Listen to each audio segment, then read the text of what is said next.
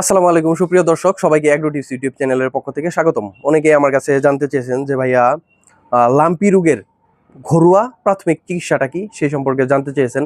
আসলে এলএসডি বা lumpy skin disease এই রোগটি আমাদের দেশে মহামারী আকারে ছড়িয়ে পড়েছে, বিশেষ করে গ্রাম অঞ্চলে যে সমস্ত খামারি রয়েছে বা প্রান্তিক পর্যায়ে যারা গরুর পালন করেন, তাদের এই মহামারী আকারে এই রোগটি ছড়িয়ে পড়েছে। অবশ্যই এই রোগ থেকে প্রতিকার পেতে হলে বছরে একবার করে এলএসডি বা লাম্পি রোগের ভ্যাকসিন করাতে হবে গরুকে। এখন আমরা কথা বলবো যে প্রাথমিক বা ঘরোয়া উপায়টা কি। আসলে যে এই লাম্পি বা এলএসডি রোগটা দেখা দেয় মূলত ছোট বাছুর গরুতে বেশি, কারণ আমরা জানি যে ছোট বাছুর গরুতে রোগ প্রতিরোধ ক্ষমতা কম থাকে, এই জন্য বাছুর গরু বেশি আক্রান্ত হয় লাম্পি বা এলএসডি রোগে। এবং বড় গরুর ক্ষেত্রে খুবই কম দেখা দেয় এলএসডি বা লাম্পি রোগ, কারণ বড় গরুর আমরা জানি রোগ প্রতিরোধ ক্ষমতা বেশি, এই জন্য এই বড় গরুতে কম দেখা দেয়। এখন আমরা বিস্তারিত কথা বলবো যে লাম্পি রোগ হলে এর আমাদের করণীয় কি।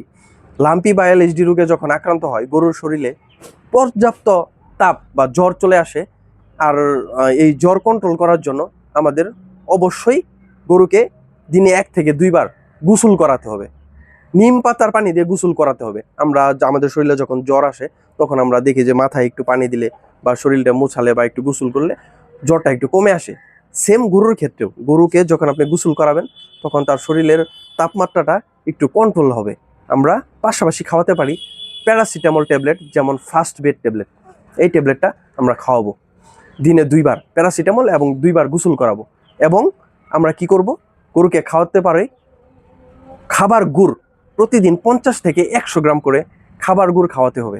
এবং খাওয়াতে হবে খাবার সোডা, যেটাকে বলে সোডিবাইকার্বনেট। আমরা যে কোনো মুদির দোকানে পেয়ে যাব এই খাবার সোডা। প্রতিদিন 1 থেকে 2 চামচ করে খাবার সোডা তাকে খাওয়াতে হবে, গুড় এবং খাবার সোডা।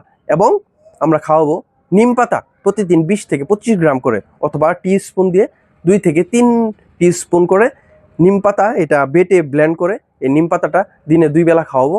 এবং পাশাপাশি খাওয়াবো লেবু। আমরা জানি ভিটামিন সি এ সমৃদ্ধ এই লেবু খেলে রোগ প্রতিরোধ ক্ষমতা বৃদ্ধি করে, এই জন্য প্রতিদিন 2 থেকে 3 পিস করে লেবু খাওয়াবো। এবং পাশাপাশি গরুকে তার রোগ প্রতিরোধ ক্ষমতা বৃদ্ধির জন্য জিঙ্ক সিরাপ পাওয়া যায়, যে কোনো ভেটেরিনারি ওষুধের দোকানে জিঙ্ক সিরাপ পেয়ে যাবেন, যেমন জিসবেট, জিঙ্ক কেয়ার।